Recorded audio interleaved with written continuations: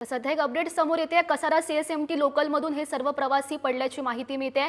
ठाण्यातील दिवा मुंब्रा दरम्यान हा प्रकार घडला। जवळपास 10 ते 12 जण रेल्वेतून पडलेले आहेत आणि यामध्ये जवळपास 6 प्रवाशांचा मृत्यू झाला अशी माहिती मिळते। बाकीचे जखमी आहेत ते गंभीर जखमी असल्याची माहिती मिळते। त्या सर्वांना रुग्णालयामध्ये हलवण्यात आलेलं आहे। मात्र नेमकं काय घडलं, कशामुळे हे जे सर्व प्रवासी ट्रॅकवर पडले याची अधिकृत स्पष्टता रेल्वेकडून अद्यापही आली नाहीये। कसारा लोकल आणि एक्सप्रेस रेल्वे बाजूने जात असताना ही दुर्घटना घडल्याची माहिती मिळते।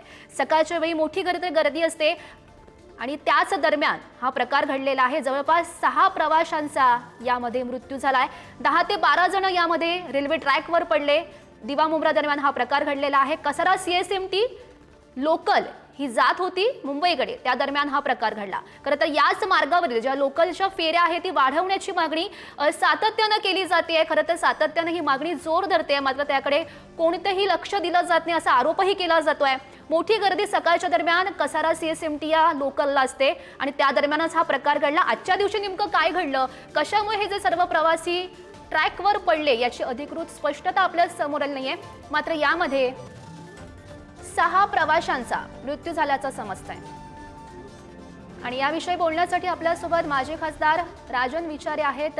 राजनजी, आपण बघू शकतोय धक्कादायक असा प्रकार, भीषण अशी दुर्घटना दिवा मुंब्रा दरम्यान 10 ते 12 जण रेल्वेतून पडल्याचं समजतंय।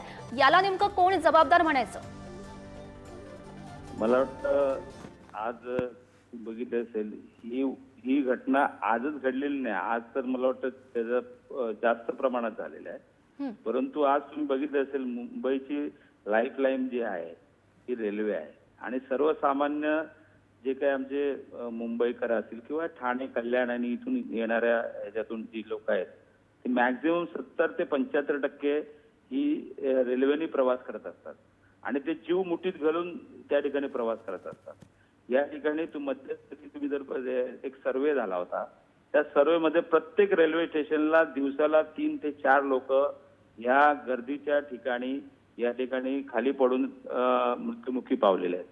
ते प्रत्येक रेल्वे स्टेशनला आहे आणि या संदर्भात एक याचिका दाखल झाली होती आणि त्या ऍक्सिडेंट मधल्या व्यक्तीने त्या ठिकाणी ती याचिका हायकोर्टामध्ये दाखल केली होती आणि त्याचा हे त्या ठिकाणी कमिटी हायकोर्टाने नेमायला सांगितली होती आणि ती हायकोर्टाने एक कमिटी नेमली होती आणि त्यावेळेला एक कशा पद्धतीने या ह्याच्यावरती मार्ग करता येईल त्यावेळेला एक निष्कर्ष असा निघाला होता की या ठिकाणी जास्तीत जास्त फ्रिक्वेन्सी जी आहे ती वाढवली गेली पाहिजे आणि जी काही आहे त्याच्यामध्ये चेंजेस करून नवीन जर हे केलं तर मला वाटतं त्या ठिकाणी जवळजवळ 60-70 ट्रेन्स या ठिकाणी वाढवू शकतात।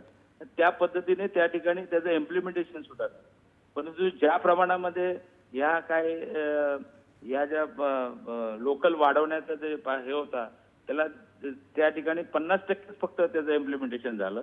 परंतु त्या ठिकाणी फ्रिक्वेन्सी वाढवण्याची गरज आहे, कारण तुम्ही बघितलं आज मुंबईला जायचं असेल तर मला वाटतं त्या काय लोकल सर्व्हिसेस आहेत, उदाहरणार्थ बेस्ट असेल किंवा ठाणे असेल किंवा कल्याण महापालिकेची सेवा असेल, त्या तोकड्या पडत आहेत आणि त्यामुळे ट्रॅफिक जॅमच्यामुळे लोक जास्तीत जास्त सामान्य लोक सुद्धा स्वतःची वाहनं असताना सुद्धा त्या ठिकाणी रेल्वेने प्रवास करत असतात कारण वेळेवर जाऊ शकतो। आणि राजूजी, तुमचा मुद्दा आमच्यापर्यंत पोहोचलेला आहे। धन्यवाद दिलेल्या सविस्तर प्रतिक्रियेसाठी।